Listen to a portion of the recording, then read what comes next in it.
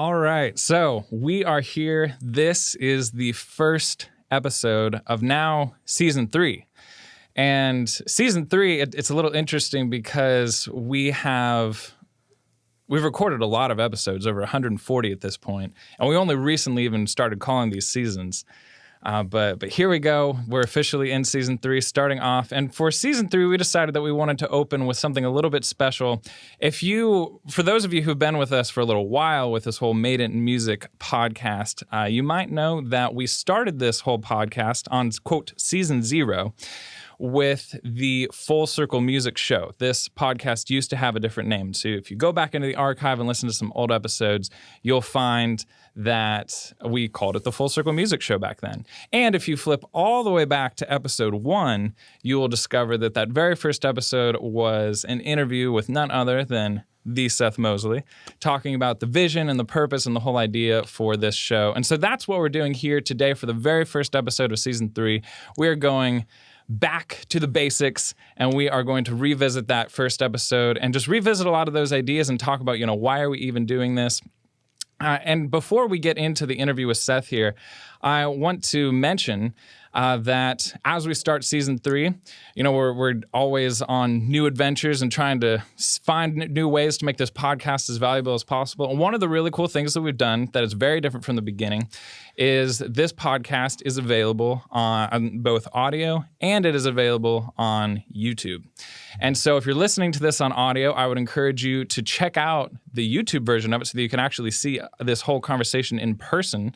That's just on our YouTube channel. You can search Full Circle Music right on YouTube. And if you want to hear the audio version, you can just search Made It in Music on your favorite podcast player. And you can always find everything you could ever want to know about both versions of this podcast at our website at madeitinmusic.com. And I'll share a little bit more about the website at the end of this. But for now, I want to go and get into this interview. You guys know who this is. This is Seth Mosley. He has been the host from the beginning of the Made It in Music show. He is amazing. He is the fearless leader of this company, and he has more Grammys and number ones and doves and all that kind of fun than we can count. So let's go ahead and get started. Seth, hi, how are you? I am good. Thank you for that awesome introduction. This is really fun. You know why it's fun is because this morning as I was on my way in, I figured, what a better thing to do than literally for me to go back and listen to episode 1. And it was really, really an interesting exercise to go back and see kind of where we've come from. That was December 1st of 2015. We are over 4 years past that now. When we're recording this, yeah. As of the time of recording this. And to even listen back, we started out by calling it the Full Circle Music Show. Because that was just the name of your company. That was the name of the company. It's just call it the Full Circle Music Show. And we had a co-host, Chris Murphy. He's a great guy, friend of mine. He's kind of gone on to do his own thing. But at the time, I didn't know anything about starting a podcast. This was pre-Academy. This was pre-us venturing into publishing company, record label. We'll dive in a little more, in detail on those things. But it was an interesting mental rewind to think, wow, we've come a long way since recording that 2 studios ago. And it's kind of a mind trip. So I'm glad we're getting to revisit the why of what we do, because I always want to keep that at the forefront of our company, because I really do believe that it doesn't matter what you do, it really matters why you do it and the heart behind it. So we'll dive into that. We'll also dive into some of the things we've learned. We've learned a lot in the last 4 years. It's just even weird to think, for those listening or watching this is Logan Crockett. I didn't properly introduce him. You've been hearing him on the headers for season 2, but you'll definitely be hearing a lot more from him as he is an integral part of what we do at the Academy. But I'm excited to really dive in and just talk about what all we're working on.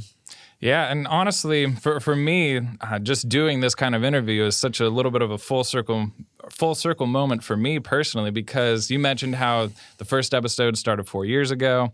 And now I am a huge part of the Academy. But back then, when you guys released the very first episode, I was just like anyone listening to this podcast. I was a listener. I was someone aspiring to get into the music industry on a professional level. And that's why I was so interested in this podcast and hearing all these interviews and what you guys are doing. And I remember I was, would just be like cleaning in my apartment or something like that, and would just have this podcast just playing episode after episode after episode in the background, just hearing story after story of these people who have just gone through so much to make it. And this podcast in and of itself was a huge inspiration for me to just push forward and try and get connected with Nashville and make things happen on my own musical journey in that regard. But now it's just really cool that, I was literally listening to those podcasts way back when, and here I am actually interviewing you. I know you well enough now that this feels almost normal. But compared, like imagining myself as back in 2016, the 2016 Logan, who was just listening to the podcast at the time, it's like this moment, what's happening right here, would have just totally blown my mind. Yeah. Well, it's awesome. And part of the reason why we started the podcast was we wanted to, big reason was I worked with a coach back then named Kyle Wilson, still a really good friend of mine, but he encouraged me as we had these ideas of, okay, I've had this success in music as a songwriter, as a producer, but I want to create a platform that's bigger than just the Seth Mosley Show. And that's why we started Full Circle Music, to make it about something that was bigger than just me. And one of the outreaches of that was the Academy. So his suggestion was, hey, you should start a podcast. And I didn't even really know why he suggested that. I know now that really starting a podcast is about building an audience. You had been listening to some podcasts at that point, right? I loved podcasts. Yeah, I've been into podcasts ever since they came out, pretty much. And what I love about it is it's getting to really dive in under the hood for people's stories, and then you can kind of reverse engineer, apply it to your own situation. But it's really kind of a testimony to the power of it in terms of even just like attracting great people, people like yourself, who I didn't even know at the first, taping of the first podcast. So yeah. We can we're getting very meta right now, but we can dive a little more in. Yeah, absolutely. So just reflect a little bit more for us real quick. Just the fact that it's been 4 years. I'm sure to a certain degree you can probably vividly remember the very first podcast that you did because it was the first one you did.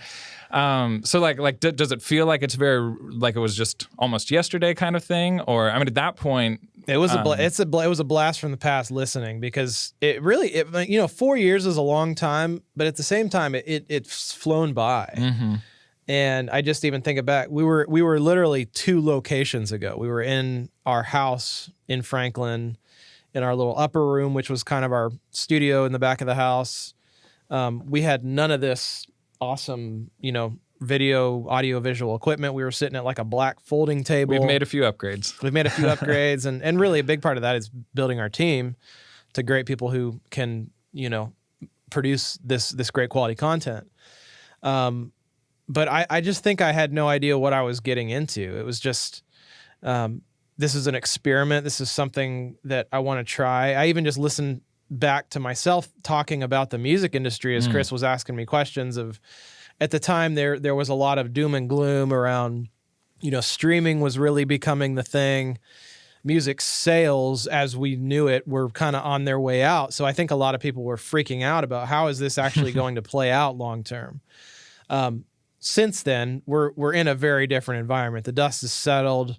Streaming has been a great thing for the industry. It's not been as great for songwriters yet. It's hopefully going to, cross over that threshold in the not too distant future with the Music Modernization Act and everything.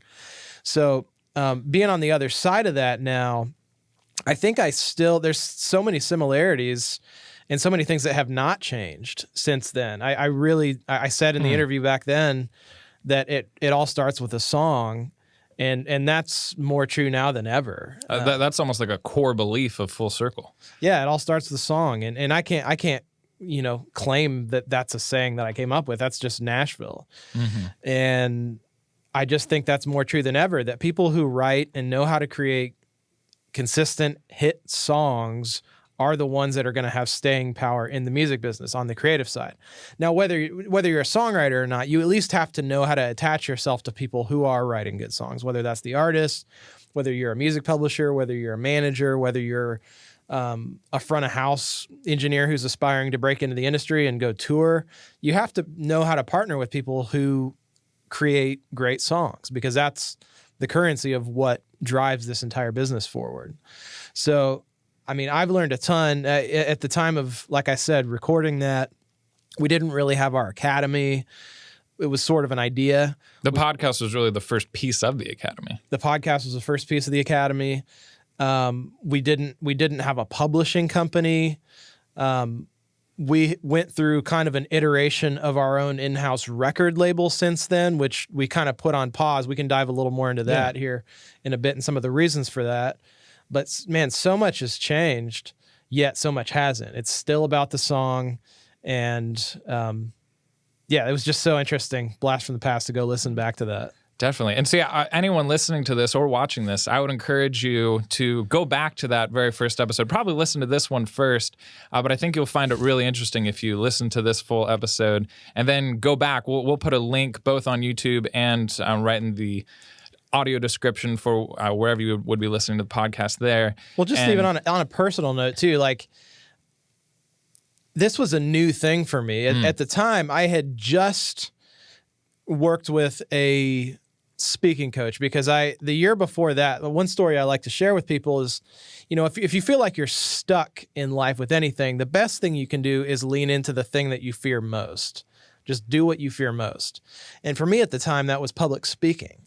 Back in 2013, 2014, I had a mentor say that to me, do what you fear most. And I was like, well, I guess I should learn how to speak, and public speaking doesn't necessarily just mean being on a stage. It can mean what we're doing right now, just having conversations extemporaneously.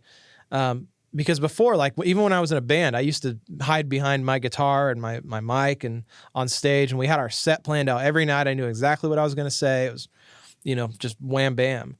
But public speaking and having conversations like this is a very different thing. So that was one of the reasons why I started the podcast.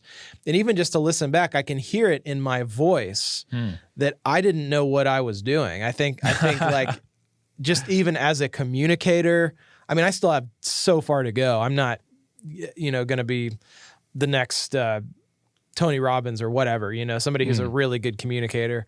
But even just the sound of my voice, the confidence, like just knowing how to conduct an interview and have a podcast. Like, it's just amazing. You can look back with anything you do, whether it's, songwriting or weightlifting or whatever you're aspiring to do. You can look back 4 years ago and see a lot of progress. Everyone who's good at something used to not be good at that thing. Yes. Yeah, exactly. See, it'll be really interesting if you go back and listen to episode 1. You might very well notice exactly what Seth's talking about. You'll see for yourself or hear for yourself, how Seth maybe has changed himself and the way he conducts interviews and all that from 4 years later. It's been a lot of learning.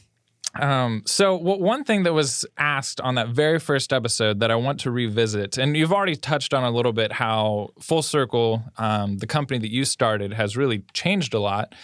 But walk us back in time real quick to two things. To number one, what even is Full Circle Music? And then revisit why you decided to create Full Circle Music as a team instead of, quote, the Seth Mosley company or the Seth Mosley show. Yeah.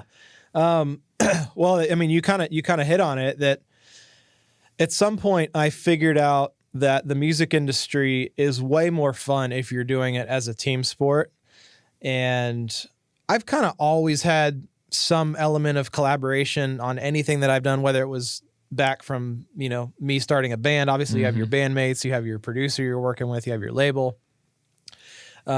Even when I was producing records on my own, I was still working with other, engineers and mixers and people. So I just knew that for myself, I'm not the type of person who is going to be happy going into a hole in a cave in a studio like this and just sitting in there for 14 hours, coming out for light every now and then and not seeing any other humans. There's a lot of producers and music makers who are like that. And I just figured out for me early on that was not me. I also knew that, all of us kind of have a quote unquote shelf life in this industry. We have our years that we're hot. We have our years that we're not. And so I have I didn't know this about myself at the time, but I've discovered about myself, one of the things that I am is I'm an entrepreneur. I love, coming up with ideas, and then not only coming with the idea, but executing an idea and bringing it to life. I love the process of building things. I think it's an extension of me as a creator, as like a songwriter, because really we're starting with nothing and then coming out with a beautiful song, or hopefully a beautiful song at the end of the session. So I think I'm just a creator at heart, and the entrepreneur side of me is somebody who's not only a creator, but a creator who's willing to, put his money where his mouth is. And so there's a lot of risk that comes with being an entrepreneur. And that's where a lot of people stop, because they get fearful of what if this doesn't work. I think I've just always had that quality of like, let's just go forward. It's always been more ready, fire, aim for me, which I'm sure is frustrating for some of the people around me and has been for you as coming on. But it's really more about like just taking the next step, and then the next step, and then the next step. And you're constantly going to be iterating and making tweaks and getting better. Almost more like the Silicon Valley mindset. And so that really, even if I didn't know fully why I started Full Circle Music at the time, I knew that was sort of the personal side. The big side for me is just having a company. You can have way more influence and legacy in the industry than if it was just me.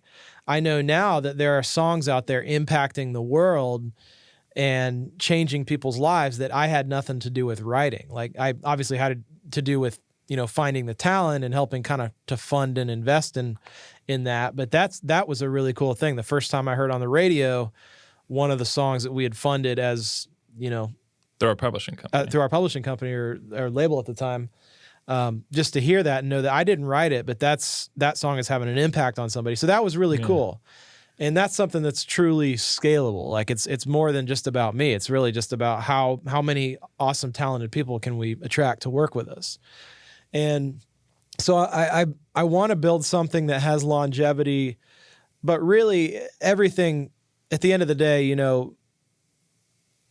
I'm a believer. I'm a Jesus follower, and everything at the end of the day comes back to that for me. I think I don't necessarily want to put the label on our company as we are a Christian company. We're a company that's founded by Christians with Christian principles, Christian morals.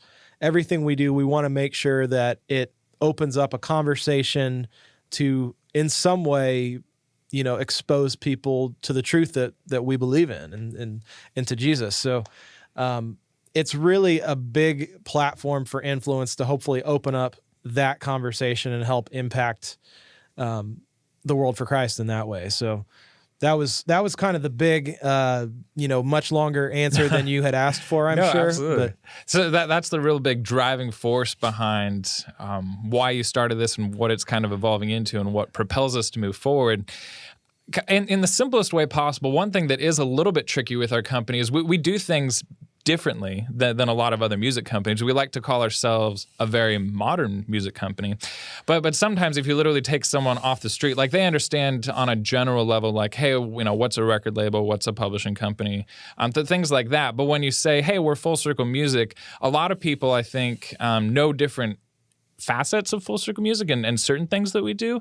But I think it's a lot of people out there don't necessarily have a good grasp on like the whole picture of really what is Full Circle Music. So in a very simple way, like if I'm literally just coming right off the street and just asking, hey, Seth Mosley, do you have this company Full Circle Music? What exactly is all that about? Like how do you answer that? Yeah. Well, outside me as a songwriter and music producer, it's really three things. It's a production company.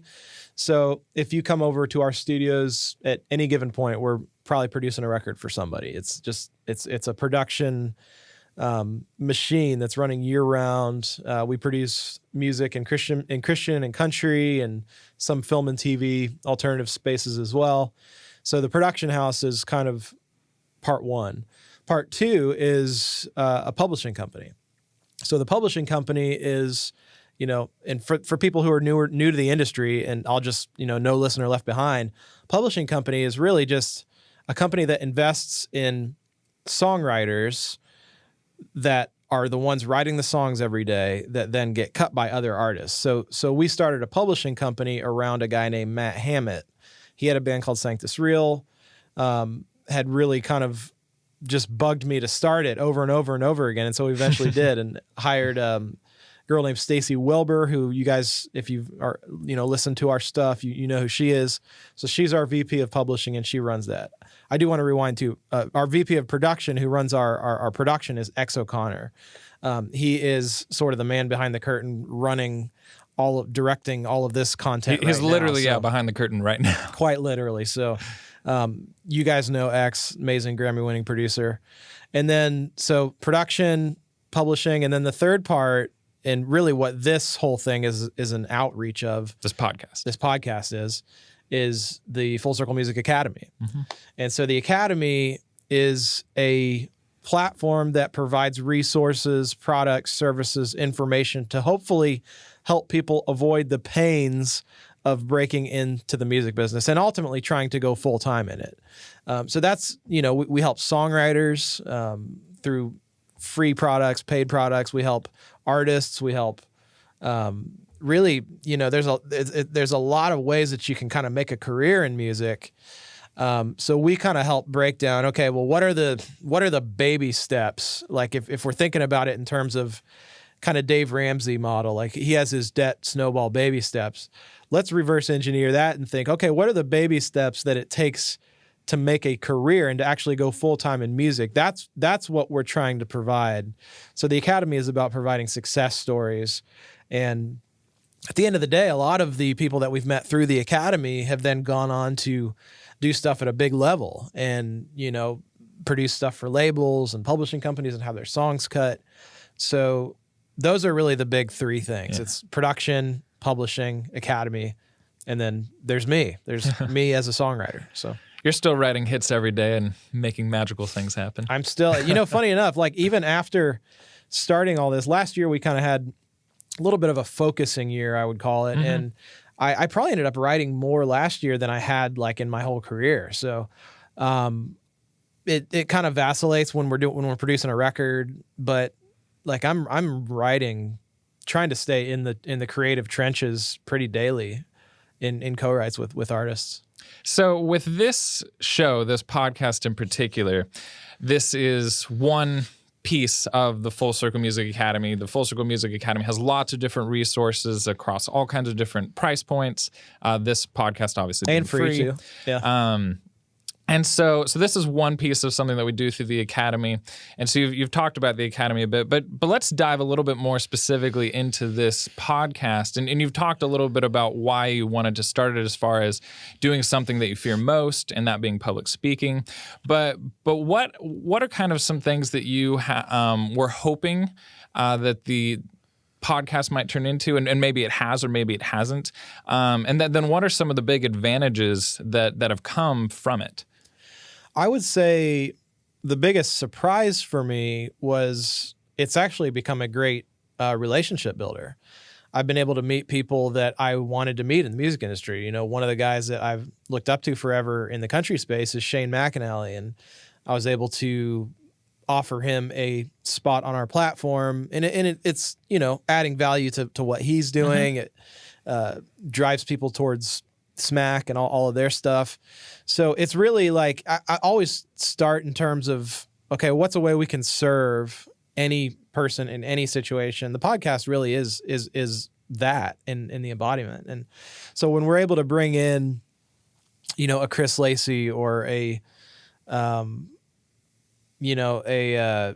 just trying to think, Noreen, who's going to be on this season, or Lizzie Hale last season. It's really all about like propping up their platform, but in turn of like adding value to them, it starts to build a relationship. So now we kind of know each other. There's that. So I would say that's probably been the biggest thing that I didn't necessarily expect, and what definitely wasn't the reason for starting it. The thing that I will say, just learning wise, it's a long, slow build, just like anything.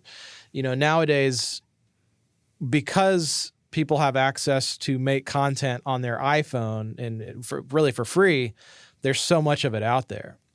So breaking through, and that's the thing that you're going to find if you're breaking in the music industry, is getting your content out there and making it go viral is really hard, but it really is about consistency. And if you commit yourself to saying, you know what, we're going to put out an episode once a week or once every couple weeks or whatever it is, you're held accountable to that. But that's what it really takes to kind of grow a thing. Because, we've seen that, like, it's been a slow build ever since the beginning. And, we're now getting featured in, FeedSpot, like the top 3 music industry podcasts, but it's, 4 years later. It's not an overnight thing. YouTube has been a huge thing. We didn't start on YouTube. The power of YouTube as a search engine is huge. The video component, I think, is huge. I think it's almost a different, like if you're watching this on YouTube, you're probably a different viewer than somebody who typically listens to podcasts, or maybe you might not be, but it's kind of almost a different audience. So it just has opened up a lot more awareness.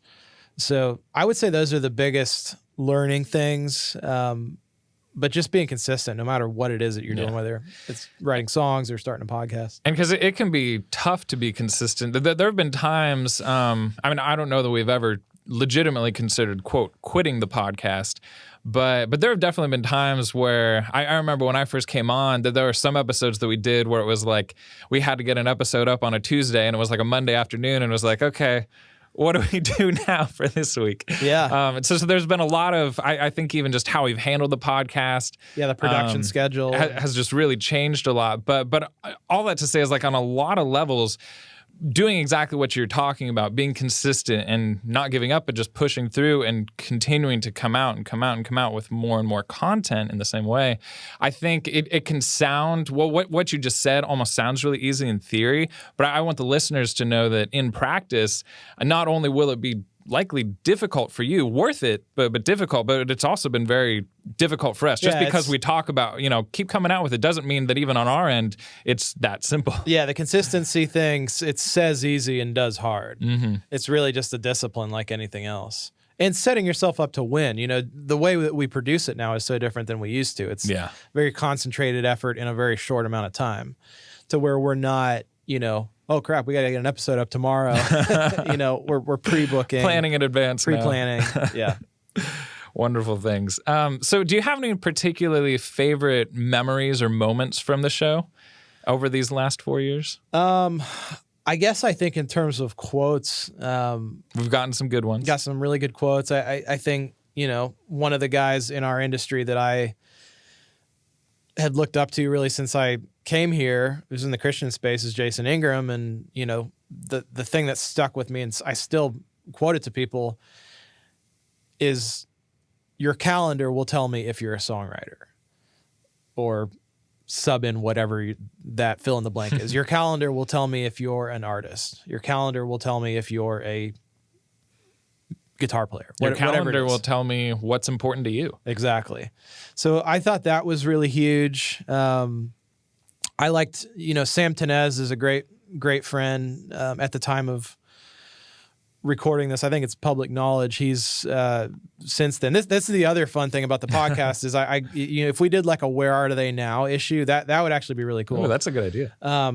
But like guys like Sam, who, he had a lot going on in the sync world at the time of his podcast, but he's actually just now signing a mainstream record deal with Warner LA for like just a huge pop push on what he's doing. And he never anticipated that, never really planned that. Just happened. And again, it's been consistency for him. But he said, don't compare your chapter 1 to somebody else's chapter 30. And we have used that one a lot. Yeah, I use that. Sam, if you're listening, I quote you on that all the time.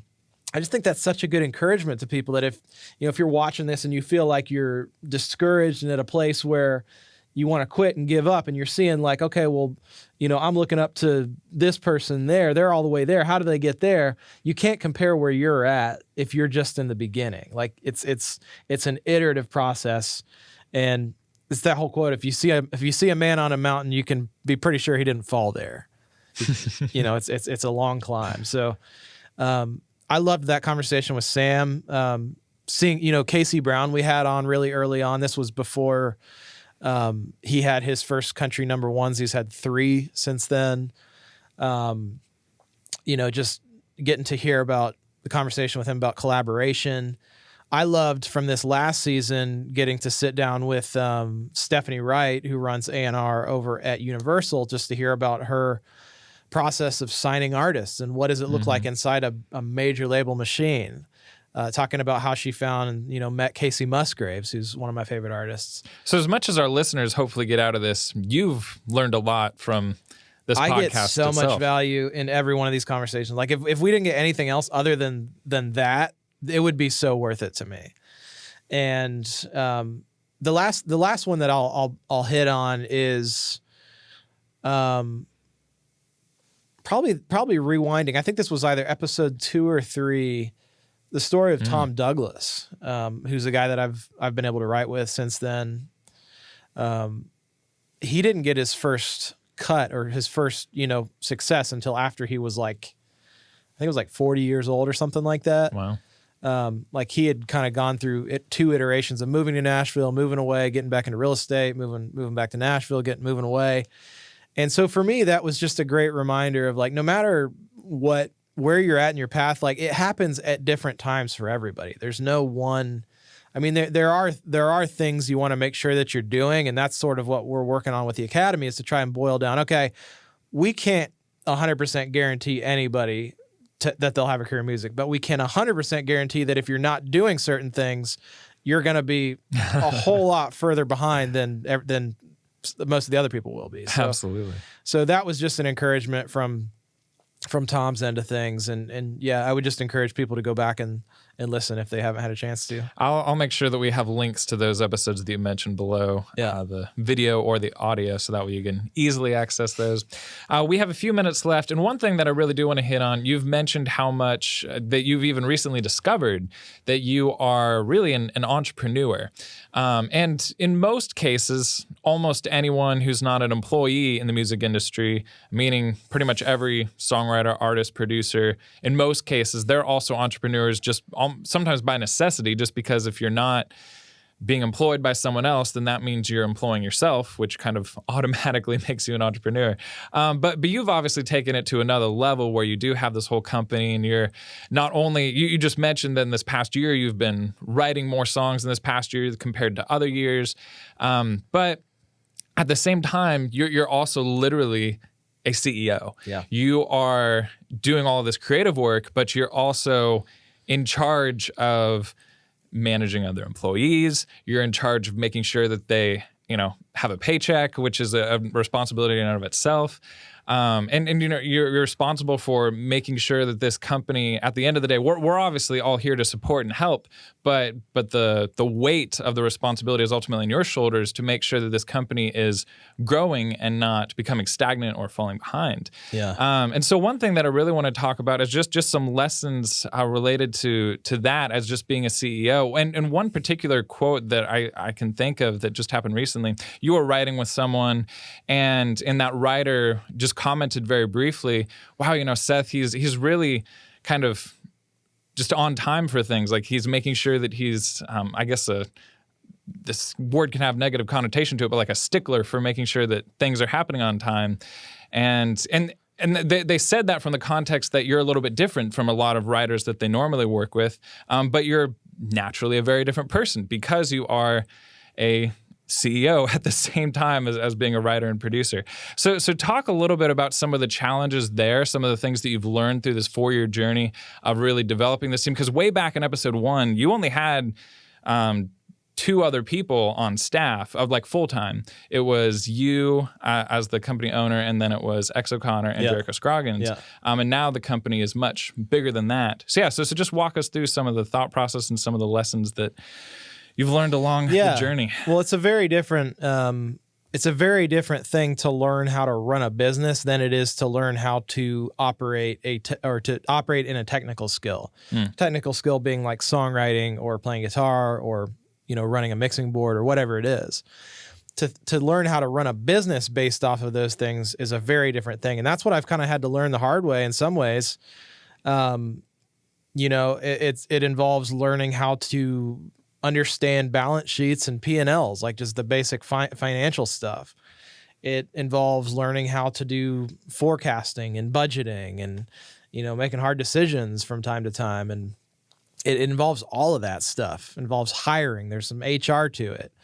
And it's a hard thing, but it's really rewarding at the same time to see what it is that we're building, that if it were only me, I would only be able to be outputting a fraction of what we're doing as a whole, you know? Mm-hmm. So I would just say, you know, to anybody who's interested in getting into music, yes, you do have to think very entrepreneurially, but you don't have to go start a giant company either. You know, it's a very different thing. And I would say from day one too, if I hadn't had the success I had as a songwriter that was really funding a lot of it in the beginning, I would have not been able to do it in the first place. So I think for me, it's getting to a place where it's actually becoming fun now. It's not that it wasn't fun before, but it's like you kind of have your years of going to school and like learning things, just trial by fire. And I think for 2020, we're heading into it strong. We've got some good mission. We've got some good vision. We actually went through a whole exercise last year where we created what we call our vivid vision. And that was a huge thing kind of that united our company, but also just put us on a path of just having clarity. Because when you're putting a team together, if you sort of have this vague idea of what you're trying to build, then there's no way they know. And so the exercise of getting really clear on that and doing soul searching and praying over it and, you know, working with my wife on that, we created our whole vivid vision document. And it's, you know, where's Full Circle Music 3 years into the future? And then to learn how to execute on that, that's another skill entirely too. Yeah. So we had to put together a weekly business rhythm. We're still refining it and tweaking it, but that's something that we're doing. It's a system called 4DX, the 4 Disciplines of Execution. A lot of this stuff is getting into the business weeds, and but if you want to learn how to run a company, those are all skills that you have to understand. But I enjoy it because I always love the feeling of growing and learning. So I've invested heavily in myself. I hired a coach that, you know, I pay pretty handsomely, but he's worth every penny of it too, because he's built something, you know, way bigger than what I have. And I want to learn, okay, how did he do that? So that'd be my other encouragement is if you want to grow, you have to be willing to invest in yourself, whether that's time or whether that's money. You there's really no other way around that. You're not just going to magically become everything you need to become on your own. It's really about personal development. Okay, Seth, question for you. Are you ready for the lightning round? I've never been more ready in my entire life. Lightning round. This is the part of the show where we ask 5 rapid-fire questions, and you have to answer them very quickly without thinking very much. So, here we go. Question number 1. What is the most unexpected artist that you have ever worked with? Unexpected. I'll go with the first label record I produced when I moved to Nashville, which was Newsboys, because it was my first CD I got when I was a kid in 1995. Nice. What was your or still is your favorite Me in Motion song? For those of you who don't know, Seth used to be in a band called Me in Motion. Could also be your daughter's favorite song. I'm gonna go with my daughter's because my wife has introduced her to us, and her favorite is probably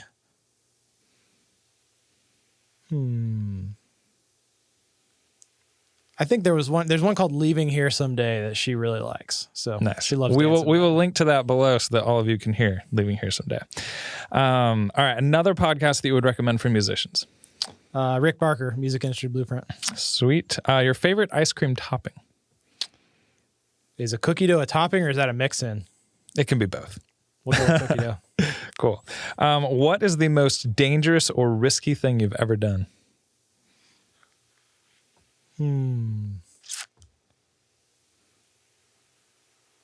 decided not to go to college and pursue a career in music. Oh, that was a risk, and it panned out. It worked. Well, very good. Well, Seth, this has been really awesome. A lot of fun for me to get to have this conversation with you. Like I said, a real full circle moment personally. But we're really close to being out of time. So I just want to go ahead and close out and feel free to jump in if you have anything to add. But I want to stress, so again, this is the first episode of season 3. We have a long, exciting season ahead of us. We can't wait for you guys to get to hear the other guests and announcements that we have coming up in 2020. So if you want to stay up to date on all things Made It in Music podcast, I do want to stress that we have everything in a single, easy, wonderful online little portal called a website. And you can go to our Made It in Music website at madeitinmusic.com. And right there, you can get access to every single episode that we've ever released, including all the ones that we talked about on this episode and all of our episodes from the archives in the past, including going all the way back to episode 1, the very first interview that you did for this show.